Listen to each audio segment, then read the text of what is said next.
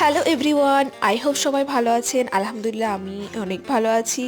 So যেহেতু সকালে ভিডিওটা পোস্ট হচ্ছে, এই ভিডিওটা গতকাল রাতে মানে সন্ধ্যাবেলা আমি বার হয়েছিলাম। পরশু কারো এক স্ট্যাটাসের মাধ্যমে জানতে পারি যে আমাদের বসিরহাট মিলন মেলাতে আরিয়সী সিনথিয়া দিদি আসছে। তো তড়িঘড়ি বাড়িতে বলে যে একটু দু একটা গান শুনে চলে আসবো, প্লিজ যেতে দাও।